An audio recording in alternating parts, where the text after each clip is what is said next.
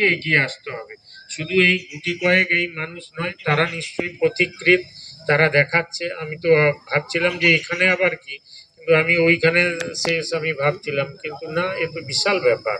এবং এটা যে করছে, এটা মানে এর স্বীকৃতি পাওয়া উচিত, এইসব জিনিসের স্বীকৃতি পাওয়া উচিত। হ্যাঁ, এবং নিশ্চয়ই একদিন পাবেন, আমি এটা নিশ্চিতভাবে বলছি। আমার ধারণা যে এত সুন্দর আপনারা কাজ করছেন, এটা নিশ্চয়ই একদিন স্বীকৃতি পাবেন। ভালো থাকবেন, সবাই সুস্থ থাকবেন। আর যারা এই কাজগুলো করছে তাদেরকেও আমি ধন্যবাদ জানাচ্ছি। মনে হয় সব স্কুল কলেজের ছেলে মেয়েরা হবে, তারাই করছে। সত্যি খুব সুন্দর, এত সুন্দর সুন্দর কাজ।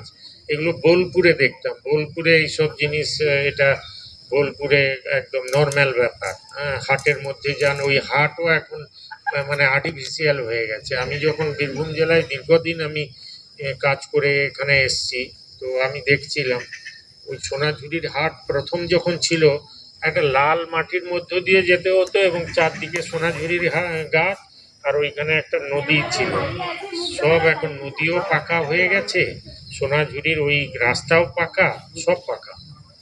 প্রকৃতির কি থাকলো তাহলে? তো এটাই হচ্ছে ব্যাপার। এই জিনিসগুলো যদি না আমরা করতে পারি, তাহলে কিন্তু ভবিষ্যৎ খুব খারাপ আছে। এবং আমি শিওর যে আপনাদের মতো এইরকম আরো অনেক মানুষ, তারাও চেষ্টা করে যাচ্ছেন। হয়তো আপনারা এখনো সেই আলোর মধ্যে আসতে পারেননি, কিন্তু একদিন আসবেন। ধন্যবাদ, সবাই ভালো থাকবেন।